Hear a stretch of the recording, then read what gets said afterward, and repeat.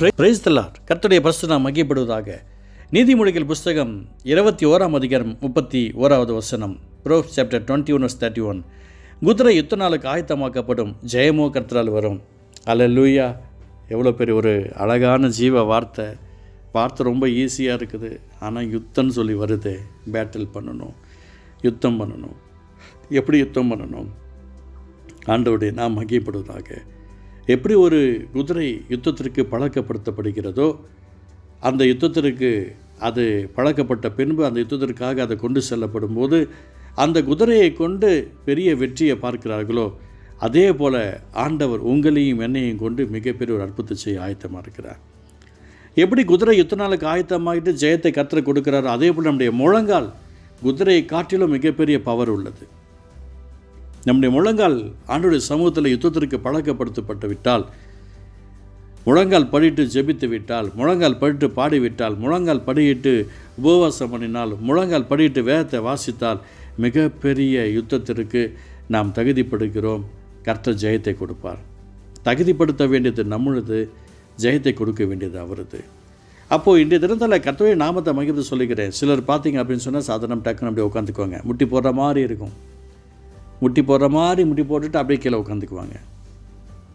எனக்கு பிரியமானவர்களே, கிறிஸ்தவர்களுடைய யுத்தத்திற்கு ஜெயம் எங்கே இருக்குதுன்னு சொன்னால் முழங்காலில் இருக்கிறது.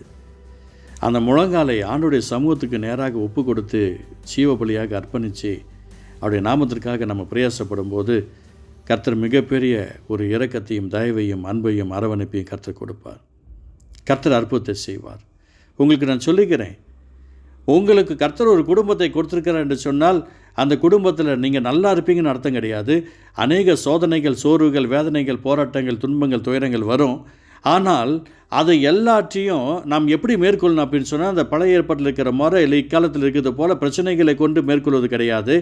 எனக்கு அவங்கள தெரியும், இவங்கள தெரியும் என்று சொல்லி மேற்கொள்வது கிடையாது. எனக்கு நான் நினச்சேன்னா இவங்கள்ட்ட ஃபோன் பண்ணி சொன்னால் உன்னை அவ்வளோதான் அப்படின்னு சொல்லுவதற்காக நம்மளை அந்த குடும்பத்தில் கொண்டு போய் வைக்க கிடையாது. நம்முடைய முழங்கால் பூமியில் இருந்தால் முகம் பல்லவ தேவனை பார்க்கணும். பார்க்கிற ஜனங்களுக்கு மத்தியில் நமக்கு தயவும் இறக்கம் கிடைக்கும். அன்பினால் ஜெயிக்க முடியும். அன்பு என்ற ஒரு விஷயத்திற்கு இந்த பூமியில் நாம் ஜெயிப்பதற்கு கர்த்தர் வச்சிருக்கிற மிகப்பெரிய ஒரு ஆயுதம்தான் யுத்தம். அந்த யுத்தத்தை நம்ம எப்படி ஜெயிக்கணும்?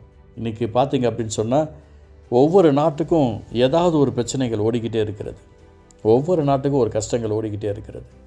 ஒரு கவலைகள் ஓடிக்கிட்டே இருக்குது. துன்பங்கள் ஓடிக்கிட்டே இருக்குது. தண்ணீரால் பாருங்கள், தமிழ்நாடு கர்நாடகாவுக்கு டிஎன் வண்டி கேட்டால் அவங்களுக்கு பிடிக்காது, கேஏ பார்த்தா இவங்களுக்கு பிடிக்காது.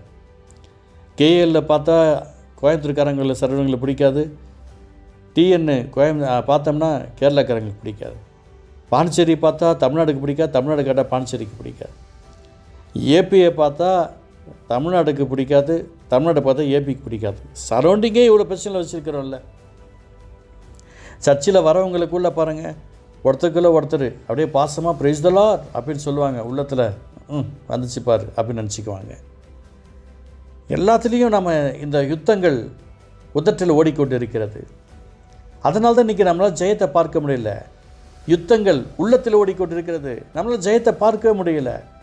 யுத்தம் கர்த்தருடையது. யுத்தம் ஆண்டவருடைய நாமத்தை மகிமைப்படுத்த மாறணும் அப்படின்னு சொன்னால் நாம் மன்னிப்போம், மறப்போம், கர்த்தருடைய நாமத்தை மகிமைப்படுத்துவோம். அந்த யுத்தத்திற்கு தான் நாம் ஆயத்தமாக வேண்டும் என்று கர்த்தர் சொல்லிக்கிறார்.